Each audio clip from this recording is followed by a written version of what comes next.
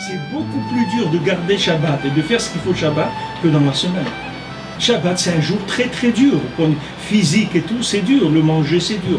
La tfila, c'est dur. Le limoud, il est dur. Tout, c'est un jour de travail. C'est fatigant. Vous voyez Rabbi Nathan et tout. Il amène dans l'hymne Troufa souvent, il dit que j'ai besoin le dimanche de me reposer, etc. Parce que il appelle ça Shinui Veset, c'est-à-dire changement de cycle. C'est un changement de cycle. Parce que le Shabbat, vous rentrez dans un cycle de vie, une façon de vivre qui est complètement différente. Mais ce n'est pas un jour off. C'est pas un jour. Tandis que si vous présentez le repos vu et conçu par un consommateur, il va vous dire qu'est-ce que c'est le Shabbat. Prenez un consommateur, dites-lui, monsieur, qu'est-ce que c'est le Shabbat pour vous? Alors il va dire, voilà le Shabbat, c'est un jour cool, c'est un jour, voilà, c'est-à-dire c'est un jour on kiffe, c'est cool, on se repose, on va jouer au boule, on va jouer au boule, dans l'apéritif. On regarde la télé, s'il y a un match, on va faire un peu de jardinage, on va à la piscine, on va se détendre. On va oublier un petit peu les activités de la semaine. On va faire d'autres activités qui sont les loisirs, mais c'est toujours des loisirs de ce monde. C'est vu et conçu par des consommateurs. Tandis que le Shabbat, c'est pas conçu du tout par un consommateur. C'est conçu par un créateur. Et ces jours-là, c'est pas un jour de ce monde, c'est un jour de Olam Haba. Donc quand Hachem il te dit, ce jour-là, tu vas te reposer, parce que moi je me suis reposé, mais qu'est-ce qu'elle veut dire que lui il s'est reposé? Qu'est-ce que c'est? Hachem, ça existe, c'est lui qui va se fatiguer, c'est quoi qu'Hachem il s'est reposé? C'est quoi la notion de repos d'Hachem? Alors voilà, quand tu gardes Shabbat, tu fais la Shmirat Shabbat, ce qu'on appelle Shomer Shabbat. Alors tu rentres dans les Hachamor, Vezachor dans Shabbat, tu fais Shmira. C'est le côté féminin, c'est le côté actif du Shabbat, qui est la Shmira, c'est-à-dire qu'on se garde les 39 travaux, etc.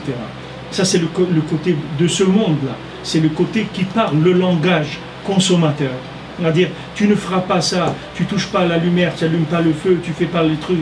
Tous ces inanimes-là, ça parle un langage de...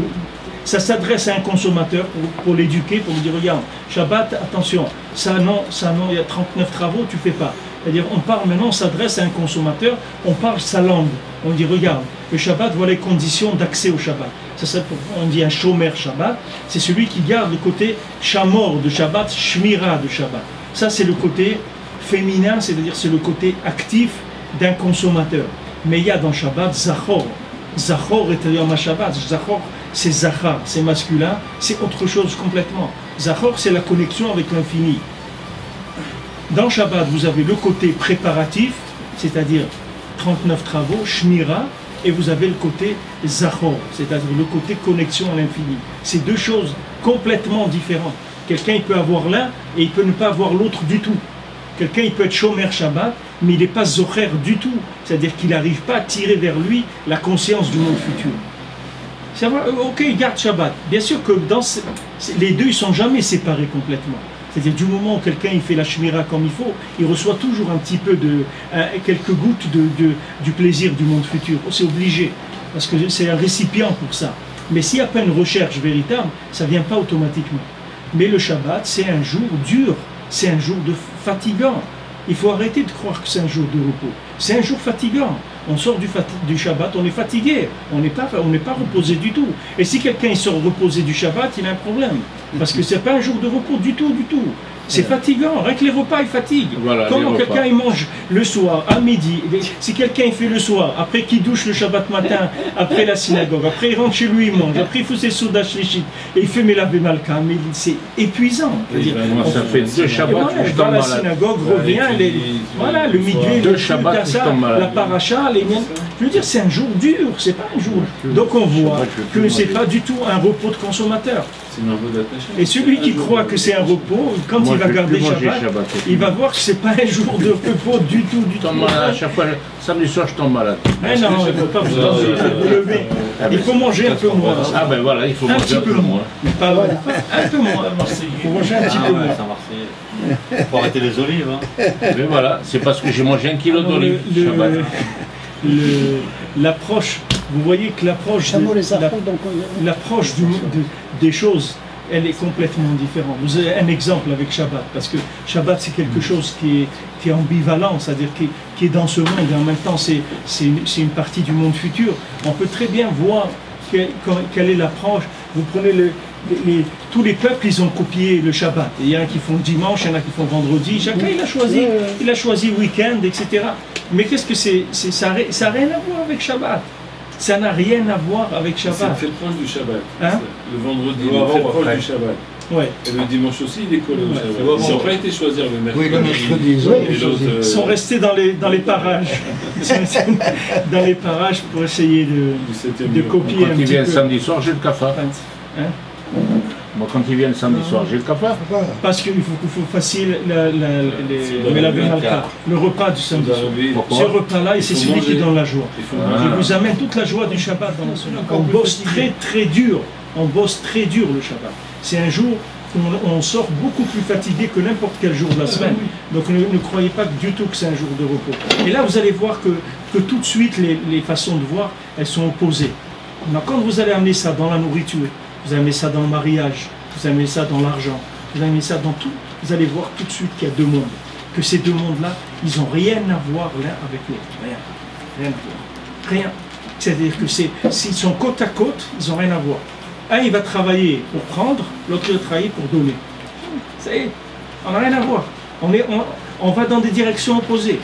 Donc toi, tu vas chercher. Alors, il voit le juif, et regardez comment le juif il est vu dans le monde, comme quelqu'un qui cherche toujours à prendre l'argent, Mais c'est vrai, mais maintenant pourquoi est-ce qu'il fait avec l'argent? Comme on dit dans eux ils courent et nous aussi on court. Mais eux ils courent. Et ils courent dans l'abîme. Et nous on court vers le Olam Haba. On court, c'est vrai, on est en train de courir. Il dit ouais mais les juifs ils courent derrière l'argent. Mais c'est vrai, mais qu'est-ce qu'il fait avec?